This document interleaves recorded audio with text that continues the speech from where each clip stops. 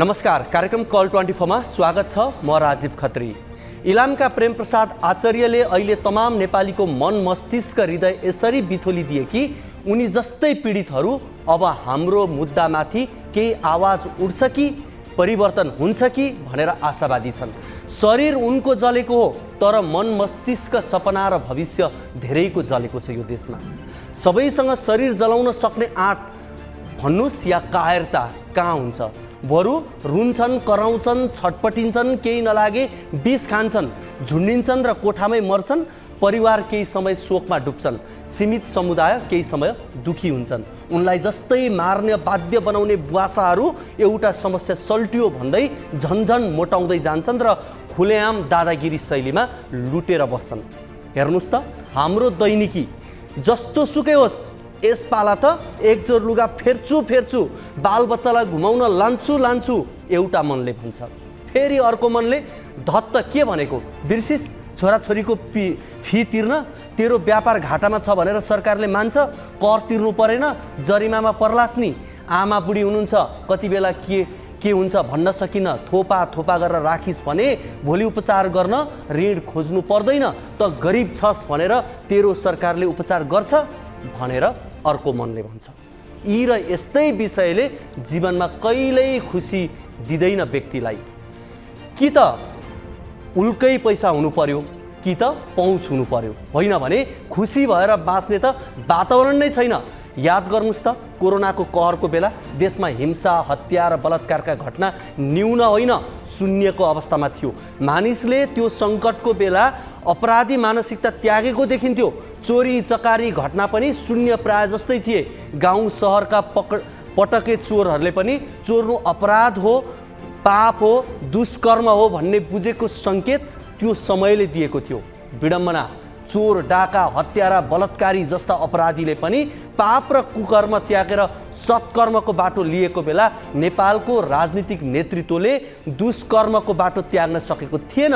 औषधिजन्य वस्तुको खरिदमा कमिसन लिन व्यवस्थित सेटिङ भएको मामिला बाहिरिएको थियो। कोरोनाको त्यो भयावह समयमा चोर पनि साधु र बलात्कारी पनि महात्मा बनेको बेलामा पनि केही मानिस देश लुट्न व्यस्त थिए। अब भन्नुहोस्, यो देशमा सबैभन्दा ठुलो अपराधी को हुन्? भ्रष्टाचार सधैँ छ, झन पछि झन बढेको छ, तैपनि देश चुप छ।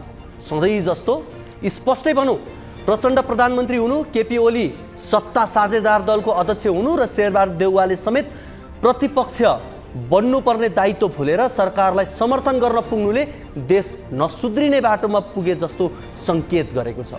अहिलेको यो दुर्भाग्यपूर्ण कालखण्ड नै देशको सबैभन्दा विकराल कालखण्ड हुन पुग्यो। यो विकराल कालखण्डको मूल्य चुकाउन नेपालका धेरै पुस्ताले धेरै लामो समय धेरै दुःख पाउनुपर्ने अवस्था पक्का छ। प्रचण्ड आफू बाँच्नका लागि जे पनि गर्न तयार छन् भन्ने कुरा देखाइसकेका छन्। केपी ओली प्रधानमन्त्रीको कुर्सीमा बसिरहन प्रचण्ड जस्तै जे पनि गर्न तयार छन् भन्ने दृष्टान्तहरू विगतले चरितार्थ गरिसकेको छ। देउवाले काङ्ग्रेस सकेर भए पनि आफू स्थापित हुने बाटो कहिल्यै बिराउने छैनन्। अपराध सबैले गरेका छन्। अवस्था अनुसार यी सबै एक अर्काका सिकारी र शिखण्डी दुवै बनेका छन्। अहिले जेठो दाई अगाएर सुतेको छ, अर्को भाइ अहिले पनि भोकै छ, खाँदैछ। वर्तमान नेपालको प्रतीकात्मक चित्र यही हो। घोर निन्द्रा छ प्रतिपक्ष, घोर निन्द्रामा छ भनेदेखि अघोर भोकमा छ सत्तापक्ष। सरकारका कुकर्मको बचाउका लागि सयौं सङ्ख्यामा भाडाका भिजिलान्तेहरूको टास्क फोर्स बनेको छ, जसले सामाजिक सञ्जालमा फैलिएका प्रतिक्रियाहरूलाई निस्तेज पार्ने प्रयत्न गर्छ। अझ भाडाका टास्क फोर्स भन्दा पनि खतरनाक त दलहरूका झोले चम्चे हुक्के ढुक्के छन्। यस्ता झोलेहरूका पनि प्रकार छ। नेताको मलद्वारलाई हरिद्वार देख्ने पहिलो तहका झोले हुन्। नेतृत्वको वरिपरि घुमिरहने यस्ता झोले विचार मिल्नेलाई भगवान र विचार नमिल्नेलाई राक्षस देख्छन्। दोस्रो तहका झोले खासै सत्ता र शक्तिको त्यति नजिक हुँदैनन्। कहिलेकाहीँ आफ्नो नेतृत्वप्रति जय जयकार मनाए पनि आफ्नो कामप्रति नै प्रतिबद्ध हुन्छन्। सही र गलतलाई विश्लेषण गर्न सक्ने क्षमता यिनीहरूमा हुन्छ। यस्ता झोलेहरू नेताभन्दा बढी झन्डाप्रति विश्वास राख्छन्। अनि तेस्रो खाले झोले हुन्छन् यिनीहरूसँग चाहिँ सही र गलत विश्लेषण गर्ने क्षमता नै हुँदैन। यिनीहरूका आवश्यकताहरू पनि त्यति धेरै ठुला हुँदैनन्। यो तहका झोलेहरू पार्टीका वफादार गणेउलाहरू हुन् जसले राजनीतिको धरातलमा बसेर खान मात्र जानेका हुन्छन् र तनी थोरै सानो तिनो काम गर्छन्। कहिलेकाहीँ रक्सी मासु मात्रै भए पनि यिनीहरूलाई पुग्छ, चित्त बुझाउनु पर्ने यिनीहरूको बाध्यता हुन्छ। यस्ता झोलेहरू स्थायी स्वभावका हुँदैनन्। मौका मिल्यो कि यी अरू जसको पनि झोला बोक्न तयार हुन्छन्। विगतमा रामराज्य थियो भन्नेका यहाँ जानकार गराउन खोजेको होइन, तर तुलना चाहिँ गर्नुपर्छ। गर्नुस् त एकपटक। कस्तो थियो देश, कस्तो भयो, कस्ता हामी कस्ता भयौँ, कहाँ गयो मानवता, कसरी हरायो नीति नियम न्याय निष्ठा, कसरी मर्यो मान इमान र स्वाभिमान, कसरी सकियो धर्म प्रेम दया करुणा संवेदना बन्धुत्व र भातृत्व। देशको राजनीतिले मानिसलाई कति क्रूर निर्मम र पापी बनायो। नेपाली राजनीतिक नेतृत्वले कस्तो देशलाई कस्तो बनायो। चोरलाई चौतारो तर साधुलाई सुलीमा चढाइन्छ। जहाँ रक्षक राखिन्छ त्यहाँ माल गायब हुन्छ। जहाँ पुजारी त्यहाँ मूर्ति गायब। हल्ला उत्पात गर्नेहरू साँचो ठहरिन्छन्, कर्तव्यच्युतहरू इमान्दार ठहरिन्छन्। कठै देश। दर्शकवृन्द, यो र यस्तै विकृतिका अन्य विषयहरू आजको कार्यक्रम कल 24 हामीले समावेश गरेका छौँ। यसको अलावा तपाईँहरूको गुनासोलाई हामी कार्यक्रममा प्रत्यक्ष समेट्नेछौँ।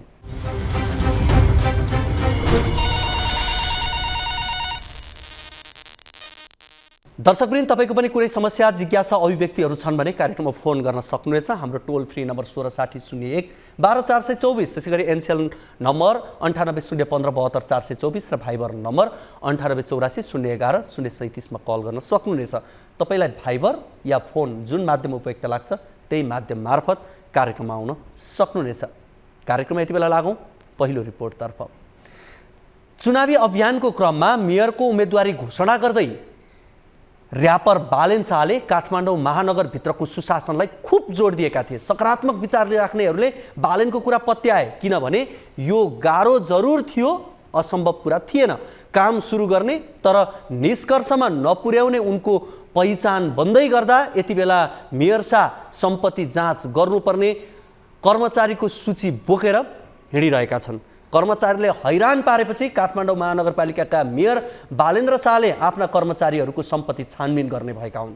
उनले पहिलो चरणमा महानगरका महाशाखा प्रमुखहरूको सम्पत्ति छानबिन गरिदिन अख्तियार अनुसन्धान दुरुपयोग आयोगसँग आग्रह गरेका छन्। त्यसअघि मेयर बालेन्द्र शाहले कर्मचारीको सम्पत्ति छानबिन गरिदिन राष्ट्रिय सतर्कता केन्द्र र नेपाल प्रहरीसँग पनि आग्रह गरेका थिए। सार्वजनिक पद धारण गरेका व्यक्तिको सम्पत्ति छानबिन तथा जाँच गर्ने प्रमुख निकाय अख्तियार जान सुझाएपछि उनले अख्तियार दुरुपयोग अनुसन्धान आयोगका प्रमुख आयुक्तलाई भेटेर यस्तो आग्रह गरेका हुन्। उनले सुरुमा कम्तीमा पनि महाशाखाका प्रमुख र केही इन्जिनियर र लेखा विभागका कर्मचारीहरूको सम्पत्ति जाँच गर्न आग्रह गरेका छन्। हेरौँ यो रिपोर्ट।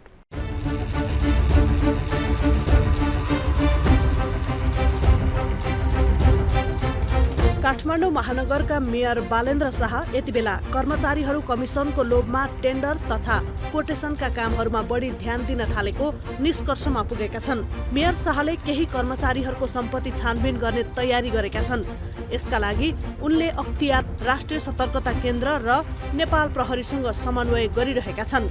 35 देखि 40 जना कर्मचारीहरूको सम्पत्ति छानबिन हुन लागेको बताइएको छ। महानगरमा करिब 2100 जना कर्मचारी कार्यरत छन्। काठमाडौँ महानगरपालिकाको विभिन्न महाशाखाका प्रमुख, विभागीय प्रमुख, शाखा प्रमुख, वडा सचिव, केही नगर प्रहरी लगायत विभिन्न शाखामा कार्यरत तल्लो तहदेखि माथिल्लो तहसम्मका कर्मचारीहरू छन्। विभिन्न बहानाबाजी बनाउँदै सेवाग्राहीलाई झुलाउने, दुःख दिने जस्ता गुनासाहरू महानगरमा आइरहेको छ। जनतासँग प्रत्यक्ष रूपमा जोडिएका कामहरू चाँडो गर्न र कुनै पनि बहानामा जनताले दुःख नपाउने गरी सम्पन्न गर्न मेयर शाहले निर्देशन दिए पनि सेवाग्राहीबाट निरन्तर रूपमा गुनासो र भ्रष्टाचारको गुनासो आउन थालेपछि बालेन्द्रले उक्त निर्णय लिएको बताएका छन्। वडा स्तरमा कार्यरत कर्मचारीहरू समेत कमिसनको लोभमा टेन्डर तथा कोटेसनका कामहरूमा बढी ध्यान दिन थालेको बताइएको छ। यसबारे उनको सचिवालयले आधिकारिक रूपमा नबताए पनि केही मिडियालाई स्वाभाविक प्रक्रिया भनेको छ। विगतका नेतृत्वदेखि नै काठमाडौँ महानगरपालिकामा भ्रष्टाचारको अखडा भएको भन्दै गुनासो आउने गरेको थियो। मेयरमा निर्वाचित भए यता बालेन्द्रले पर्ख र हेरको नीति लिए पनि पुरानै नेतृत्वमा भए जस्तै काम कर्मचारीहरूबाट हुन थालेको उनको टिमले निष्कर्ष निकालेको छ। मेयरमा निर्वाचित भए यता 8 महिनामा पनि सेवाग्राहीको गुनासो झन धेरै बढ्न थालेपछि शाहले ती कर्मचारीहरूको सम्पत्ति छानबिन गर्नका लागि सम्बन्धित निकायसँग परामर्श थालेका छन्। कर्मचारीबाट विभिन्न बहाना देखाएर सेवाग्राहीलाई झुलाउने, दुःख र अन्तिममा कमिसन तथा घुस खाएर मात्रै काम गर्ने विकृति नरोकिएपछि मेयर बालेन्द्रले नयाँ रणनीति बनाएको बुझिएको छ। यसअघि पनि मेयर शाहले एक सूचना जारी गर्दै कार्यालय समयमै उपस्थित नहुने र हाजिर नगर्ने विभागदेखि वडा तहसम्मकै कर्मचारीको तलब कटौती गर्ने चेतावनी दिएका थिए।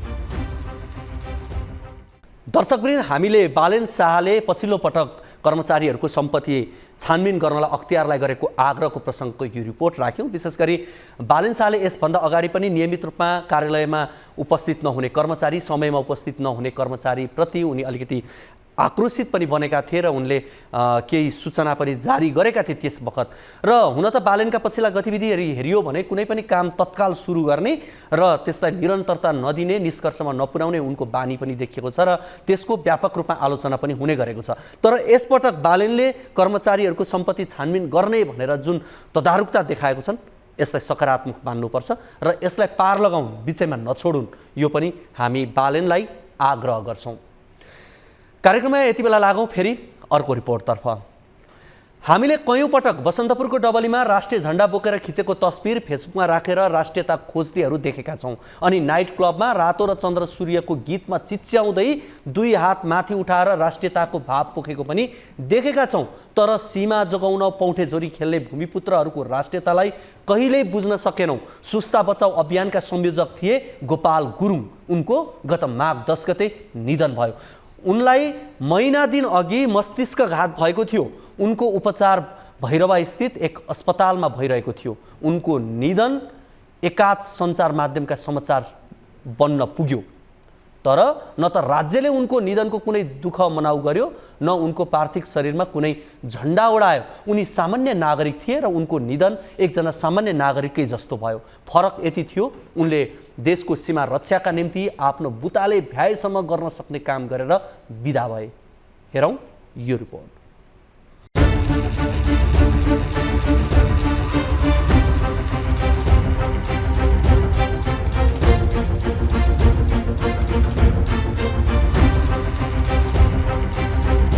मुलुकबाट छुट्टिएको टापु हो सुस्ता। तीनतिर भारतको सीमा छ भने एकातिर नारायणी। दशकौंदेखि सुस्तावासीहरू यसरी नै बस्दै आएका छन्, जहाँ नेपाली स्वाभिमानमाथि सदैव धरपकड भइरहन्छ। जुवाडेले हारेर छाडेको खाल जस्तो अवस्था छ सुस्ताको, जहाँ सदैव अस्मिता बचाउन सुस्ता बचाउ अभियानका संयोजक गोपाल गुरुङले चित्कार छोडिरहे काठमाडौँको सिंहदरबारको कान फुट्ने गरी। तर सिंहदरबारले कहिल्यै वास्ता गरेन। बरु गर्यो त केवल फुटेका कानका जालीहरू फेर्ने काम मात्रै, न कि सुस्तालाई नियाल्ने वा समस्या समाधान गर्ने काम त टाढाको कुरा सहानुभूति समेत प्रकट गरेन। हो, तिनै भूमिपुत्र भूमिरक्षक गुरुङको निधनमा राज्य बेखबर भयो। गुरुङले जीवनभर भारतीय पक्षसँग लडाईँ लडिरहे। भूमि अतिक्रमण, गुण्डागर्दी, लुटपाट र कुटपिट विरुद्ध उत्रिरहे। अर्कोतिर नेपाल सरकारसँग थियो। नेपाल सरकारले सुस्तावासीलाई आधारभूत सुविधाको मात्र बन्दोबस्त गरिदिएको अवस्थामा पनि सन्तोषको श्वास फेर्थे। तर सिंहदरबार सुस्तावासीका समस्याप्रति किमार्थ गम्भीर थिएन। हरेक चुनावमा सुस्ता र सुस्तावासीका समस्या मुद्दा बनाइए पनि कुनै पनि शासक दलले भारतसँगको सीमाङ्कनको समस्या समाधान गरेर दिगो हल निकाल्न प्रयास गरेको देखिएन। गुरुङ साहब बच्यो भने हाम्रो सुस्ता अरू माथि जान्छ, हाम्रो सुस्ता जोगिन्छ। अब पछाडि हेर्दाखेरि कोही छैन। सुस्ता बाँच्छ कि बाँच्दैन। नेपाल प्रहरीका हवलदारबाट अवकाश पाएका गोपाल गुरुङले धेरै पढे लेखेका थिएनन्। उनी साधारण किसान थिए। सीमा क्षेत्रमा पहाडी मतवाली लडाकु जातिलाई राख्दा देशको सीमाको रक्षा हुने राजा महेन्द्रको नीति अनुसार नै गुरुङका परिवार नवलपरासी क्षेत्रमा बसाइ सरेका थिए। उनी खुलस्त कुनै राजनीतिक पार्टीमा सक्रिय भएर लागेनन्। तर सुस्ताका मुद्दालाई दैलो दैलोमा पुर्याएर राज्यको ध्यानाकर्षण गर्ने अगुवा उनी नै थिए। बाट बिदा भए पनि उहाँको धेरै सपना थियो जुन धेरै तपाईँहरूको पुरा भइसकेको अवस्था छ। म त्यसमा विस्तृत रूपमा जान चाहेन, तर अरू पनि सपना उहाँको थियो। नागरिकता, सुस्तावासीलाई नागरिकता र लाल पूर्जा कसरी दिलाउने उहाँको अन्तिम इच्छा थियो। उहाँ एउटा अभियान बनाइरहँदा हामी पनि उहाँकैसँगै उहाँकै औँडा समातेर यो ठाउँमा आइपुगेका छौँ। अब हामी सुस्तावासी त्यो अभियानलाई निरन्तरता दिए उहाँको अधुरो सपनाहरू पुरा गर्न छौँ र गरे मात्र हाम्रो गोपाल दाईको त्यो सच्चा श्रद्धाञ्जली हुनेछ भने हामी। विडम्बना राज्य भने गोपाल गुरुङहरू र सुस्ताका जनताप्रति कहिल्यै पनि गम्भीर भएको देखिएन। उनीहरूका माग धेरै ठूला र असम्भव माग थिएनन्। नागरिकलाई राज्यले आधारभूत रूपमा दिनुपर्ने कानुन सम्मत कुरा नै उनीहरूले मागेका थिए, तर ती माग समेत राज्य पूरा गर्न तत्पर भएन। नेपाली भूमि संरक्षणमा लाग्दा गुरुङले आफ्नो र परिवारका लागि आर्थिक उपार्जनको काममा लाग्न सकेका थिएनन्। आर्थिक अभावकै बीचमा मस्तिष्क घात भएपछि गुरुङको उपचारका लागि बुटोल र नवलपरासीमा आर्थिक सङ्कलन अभियान सञ्चालन गरिएको थियो। गर्दो हो त देशको एउटा ठूलो सहरमा एकजना देशभक्तको जीवन रक्षाको निम्ति आर्थिक सहयोग अभियान सञ्चालन हुँदै गरेको राज्यले देख्नुपर्ने थियो। देशको सीमा जोगाउन लगातार लागि परेको एकजना नागरिक आर्थिक अभावको कारण उचित उपचार नपाएर मर्नुपर्ने भन्दा कहाली लाग्दो खबर अरू के हुन सक्छ। आफ्ना नेता कार्यकर्ताको उपचारका निम्ति राज्य कोषबाट करोडौं करोड पैसा खर्च गर्न तयार हुने शासक दलहरू देशको सीमा जोगाउन भारतसँग लड्न हिम्मत गरेका नागरिकको बेपरवाह मृत्युप्रति कसरी मुखदर्शक बन्न सकेको? यो देशमा राज्यको आँखामा पर्न राजनीतिक दलकै झण्डा बोकेर हिँड्नुपर्ने हो? इमान्दारिताका साथ देशमा सेवा गर्छु भन्नेले गोपाल गुरुङ जस्तो मृत्यु मर्नुपर्ने हो? गोपाल गुरुङको निधन शासक वर्गका लागि भने बिझाएको काँडा निकाले जस्तो भएको हुन सक्छ, नत्र उनीहरूलाई सुस्ताको मुद्दा निल्नु न ओकल्नु भइरहेको थियो। सत्ता बाहिर हुँदा सुस्ता र कालापानीका मुद्दा उछाल्ने अनि सत्तामा हुँदा मौन बसेर सरकार जोखिममा नपार्ने दोहोरो खेलमा माहिर शासक दलहरूका लागि गोपाल गुरुङको चिर निन्द्रा हाई सन्चो भएको हुनुपर्छ। तर गोपाल गुरुङहरूले उठाएका मुद्दा भने उनीसँगै पक्कै सती जाने छैन। दर्शकवृन्द, हामीले सुस्ताका गोपाल गुरुङ जसले सीमा सुरक्षा गर्नका लागि जुन पहल कदमी गरे यस विषयमा चर्चा परिचर्चा यसभन्दा अगाडिका कार्यक्रममा धेरै पटक गरेका छौँ। विशेष गरी उनले सुस्ता बचाउनका लागि पुर्याएको योगदान अविस्मरणीय छ, तर राज्यले उनलाई चिन्न सकेन। कुनै समय थियो सुस्तामा राज्यको उपस्थिति थिएन भन्दा पनि हुन्छ।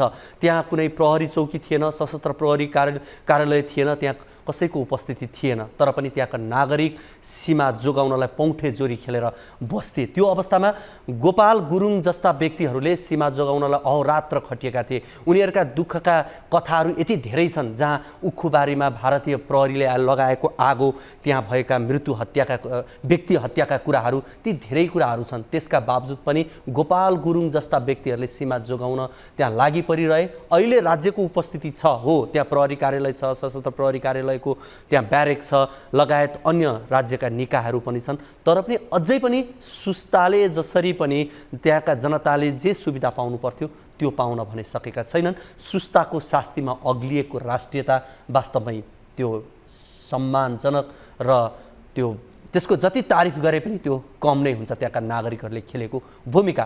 कार्यक्रममा यति बेला भने लागौँ फेरि अर्को रिपोर्टतर्फ। नेपालमा सरकारी अनुदानको दुरुपयोग हुने कुरा नौलो होइन।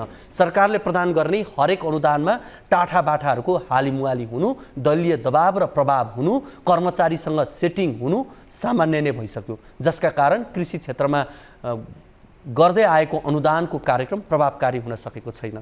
यही प्रवृत्तिको कारण कैलालीमा जडीबुटी प्रशोधनको 64 लाख सरकारी अनुदान पनि बालुवामा पानी हाले सर भएको छ। कैलालीबाट टिभी जर्नलिस्ट लोकु सिंह ठकुरीले पठाएको यो रिपोर्ट हेरौँ।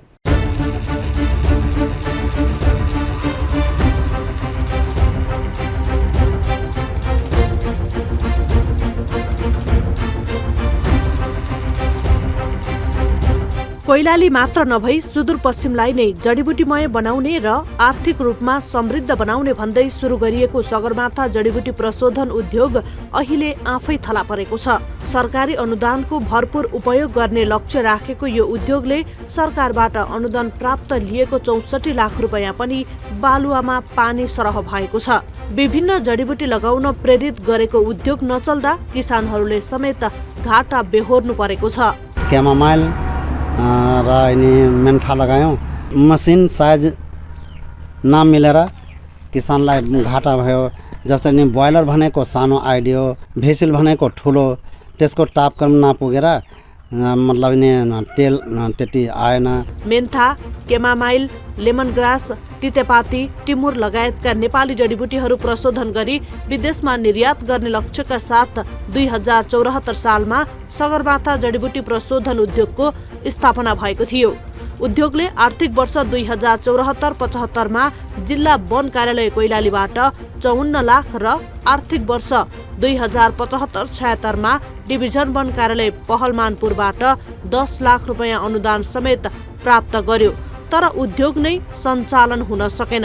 अनुदान पनि कस्तो मान्छेले पाउँछ भने जो वास्तविक निडी हो, जो मान्छेलाई अनुदान चाहिएको छ त्यो मान्छेले अनुदान पाउँदैन। अलिकति चल्ता फिर्ता पहुँच होला, अलिकति पोलिटिकली इन्फ्लुएन्स व्यक्तित्वहरूले चाहिँ अनुदान पाउने जो प्रथा नेपालको छ, यसको अन्त्य हुनुपर्छ। 1 करोड 64 लाख लागत रहेको यो उद्योगमा 700 प्रकारका जडीबुटी प्रशोधन गर्न सक्ने क्षमता छ। सुरुमा कृषकहरूलाई जडीबुटीका बिउहरू वितरण र उत्पादनमा प्रेरित पनि गरिएकै हो। तर पछिल्लो समय सरकारी अनुदानका लागि मात्रै उद्योग खोलिएको आरोप लाग्न थालेको छ भने सञ्चालकहरूले जडीबुटी प्रशोधनको क्षेत्रमा गहन अध्ययन पनि गरेको देखिँदैन। 1 करोड रुपैयाँ ब्याङ्कको लोन मैले आफैले तिरिरहेको छु किस्ता।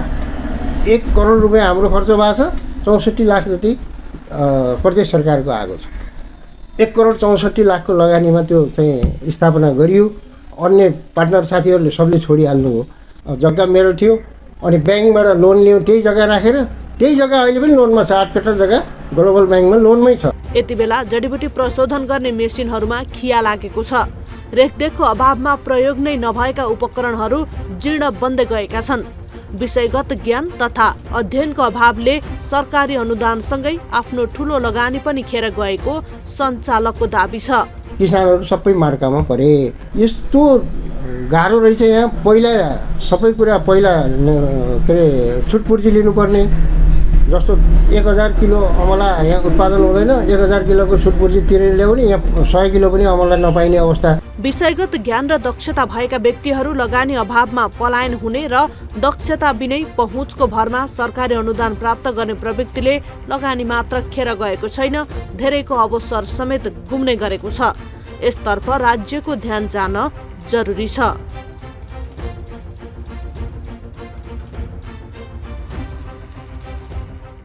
दर्शकवृन्द, कैलालीको यो रिपोर्टपछि लागौँ फेरि अर्को रिपोर्टतर्फ। प्रदेश सरकारले आवश्यक बजेट विनियोजन नगर्दा रूपन्देही र नवलपरासी जिल्लामा रहेका 50 बढी आयोजनाहरू प्रभावित भएका छन्। स्थानीयको उदासीनता र सरकारको बजेट अभाव हुँदा खानेपानी तथा सरसफाई डिभिजन कार्यालय योगीकुटी रूपन्देही मातहतका आयोजनाहरू बजेटकै कारण अलपत्र बन्न पुगेका छन्। बुटोलबाट टिभी जर्नलिस्ट विमल छेत्रीको यो रिपोर्ट हेरौँ।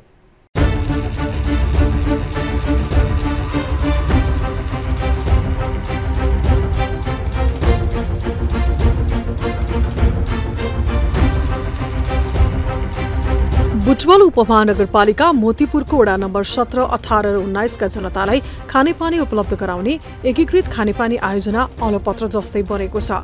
जनतालाई खानेपानी उपलब्ध गराउने गरी सञ्चालित आयोजनाका लागि आवश्यक बजेट अभावले ओभरहेड ट्याङ्की अलपत्र बनेको हो।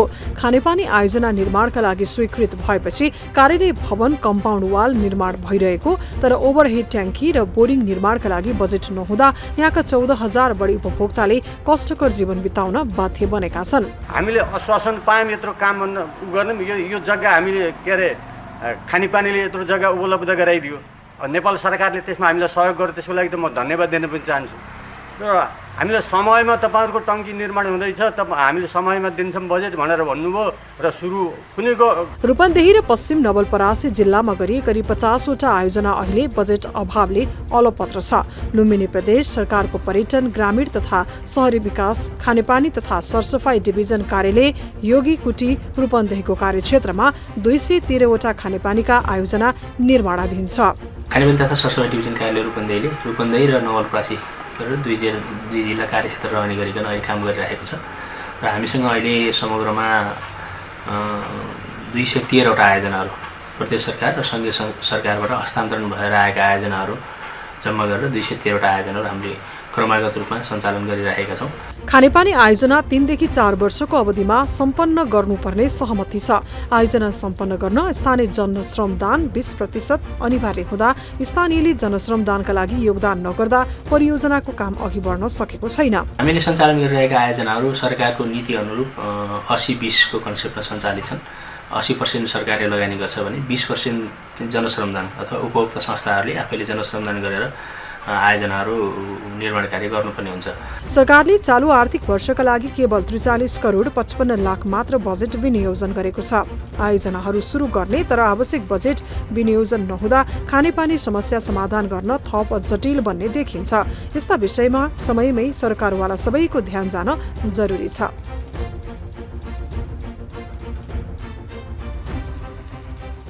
दर्शकवृन्द, आज हामीले यहाँहरूबीच 4वटा रिपोर्ट राख्यौँ र तपाईहरुकै समस्या गुनासोमाथि केन्द्रित रहेर यी रिपोर्टहरू यहाँहरूबीच राखेका हौँ र फेरि पनि यहाँहरूलाई भन्छौँ, तपाईको पनि कुनै समस्या जिज्ञासा छन् भने कार्यक्रममा फोन गर्न सक्नुहुनेछ। टेलिभिजनको स्क्रिनमा नम्बरहरू देखिरहनु भएको छ, त्यसका लागि फेरि एकपटक म नम्बर भन्छु यहाँहरूलाई। हाम्रो टोल फ्री नम्बर 1660 01 12 424, एनसीएल नम्बर 98 015 72 424 र भाइबर नम्बर 98 84 011 037 मा कल गर्न सक्नुहुनेछ। तपाईलाई फोन या भाइबर जुन माध्यम उपयुक्त लाग्छ त्यही माध्यममा यहाँहरू आउन सक्नुहुनेछ। र आजको कार्यक्रममा फोन लागेन भने पनि धन्दा नमान्नुस्, यो कार्यक्रम सकिसकेपछि पनि यहाँहरूले फोन गर्न सक्नुहुनेछ र हामी तपाईहरुको फोन कल लिनेछौँ र स्टुडियोबाट आफै पनि कल ब्याक यहाँहरूलाई गर्छौँ। आजको कार्यक्रमको निर्धारित समय सकिसकेको छ। हामी आगामी कार्यक्रममा अन्य विषयहरू सहित उपस्थित हुने नै छौँ। तबसम्मको लागि बिदा दिनुहोस्। हवस् त, नमस्ते।